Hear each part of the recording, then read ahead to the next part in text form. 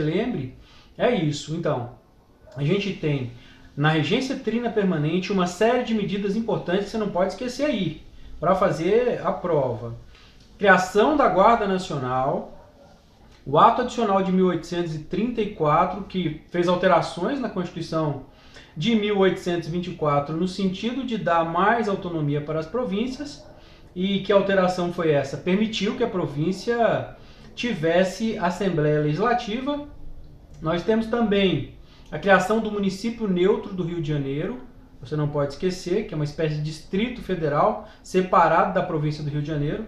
Foi criado aí também pela regência trina permanente, certo? Sempre lembrando também que lá no início da regência já houve uma alteração no Código Criminal Brasileiro, certo? Que evidentemente aumentou o poder dos juízes de paz das províncias. Então uma série de medidas no sentido de dar maior autonomia para as províncias.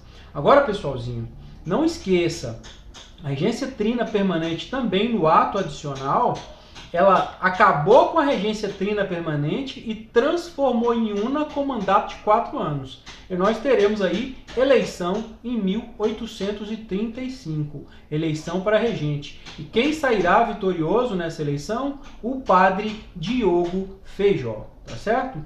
E é sobre isso que eu quero falar a partir de agora com vocês. Nós vamos falar da regência una, a regência do padre Diogo Feijó e a regência do Pedro de Araújo Lima. Então já anotem no caderno aí, regência una, regência do padre Diogo Feijó. Vamos lá. O que é que você precisa saber sobre a regência do padre Feijó? A regência do padre Feijó se destacou por alguns aspectos. Primeiro, o excesso de revoltas que eclodiram justamente no ano de 1835, o ano em que ele assumiu como regente. Cabanagem, sabinada, balaiada, farroupilha, malês, uma série de revoltas aí. Muitos historiadores, inclusive, consideram o período regencial o período mais conturbado da história brasileira, certo? Enfim, o outro aspecto importante que você não pode esquecer é que é neste período aí que os moderados se dividem em regressistas e progressistas, sendo que regressistas são aqueles que querem que o governo central concentre o poder, ou seja, centralize o poder, e os progressistas são aqueles favoráveis à autonomia das províncias. Então separe isso aí, esse grupo ele surge justamente ali na regência do padre Diogo Feijó, certo? Agora, a regência do Feijó é bastante conturbada. Ele não vai ter tranquilidade para administrar o país. Primeiro porque ele não tinha o apoio dos fazendeiros. E aí uma observação que pode cair numa prova é o seguinte: o Feijó ele se manifestava publicamente contrário à escravidão. E nós estamos falando aí de 1835, metade aí, né, da década de 40 do século XIX, um período em que o café já desponta como um produto muito importante na economia e o que torna os escravos extremamente importantes para os fazendeiros. Então ele já se afasta desse grupo político dos fazendeiros quando se manifesta contrário à escravidão.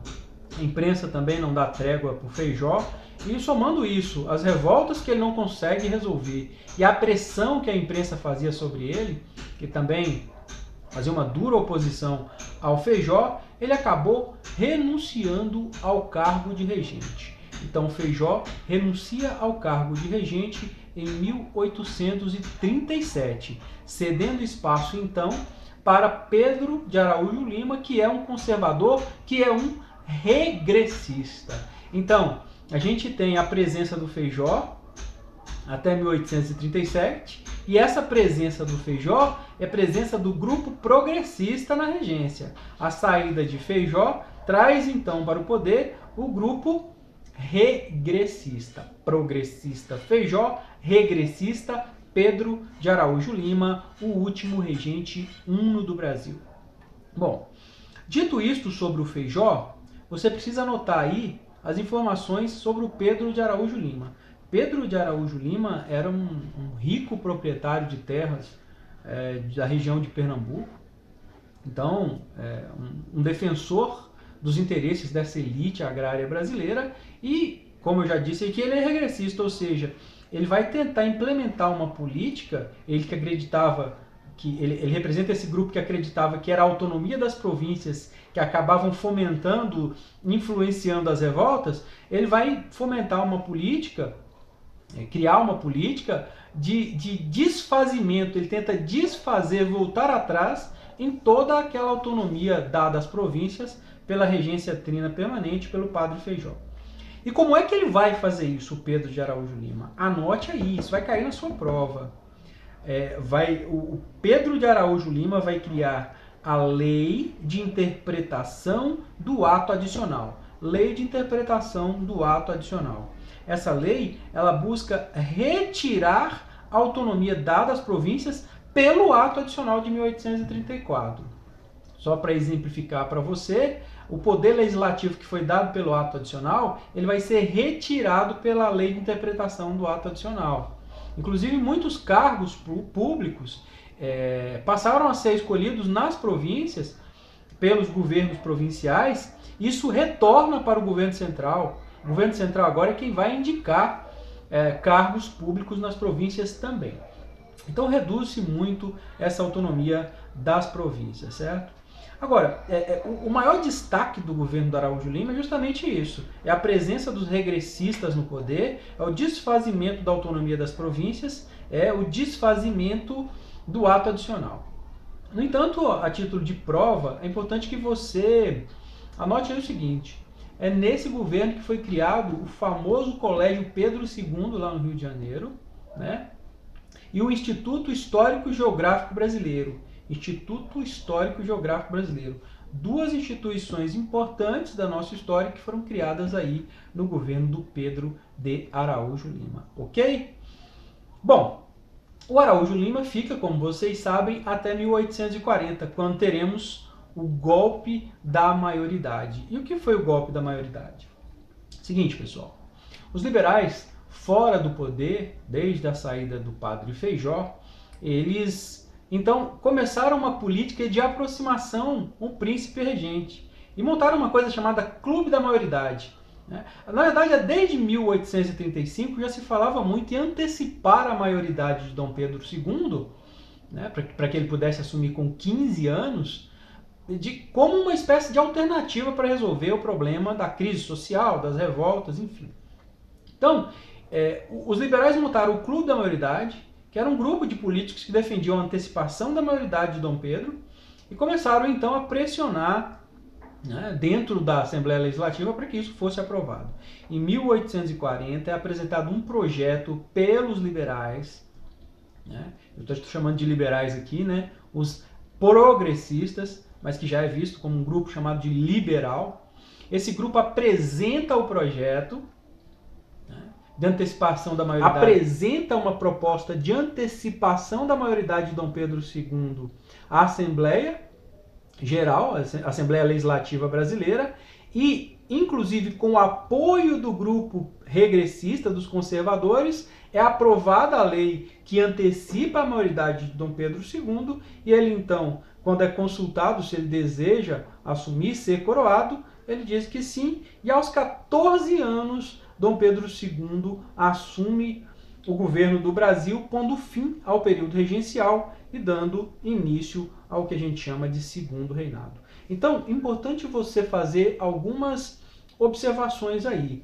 Nós tivemos a regência trina provisória, a regência trina permanente, a regência una do padre Feijó e a regência una de Araújo Lima. Na regência una do padre Feijó, muitos problemas, dificuldades políticas, forte oposição tanto da imprensa quanto da elite agrária, que não via com bons olhos a regência do padre Feijó, principalmente por suas ideias abolicionistas, contrárias à escravidão, mas também por ter sido meio que culpado pelas revoltas que ocorreram.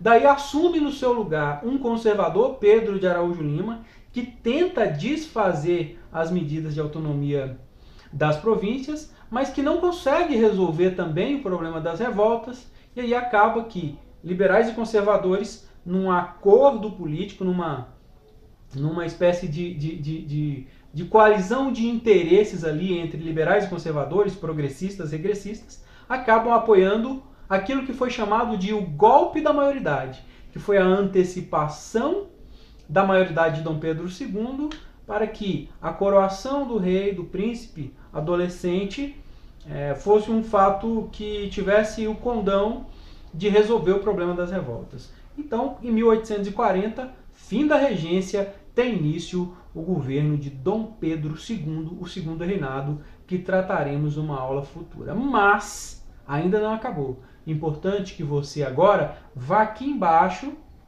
né? Veja aí, blog Prova de História, tem um link, clique, você vai entrar num resumo, releia, e depois ao final do resumo você vai encontrar um link para o exercício, um exercício preparado para você fixar na cabeça para fazer uma ótima prova de história, ok? Até o próximo vídeo, não se esqueça de clicar lá e visitar o blog, porque não adianta você assistir a aula e não dar uma lida, fazer um exercício, que senão não grava, ok? Um abraço, até o próximo vídeo.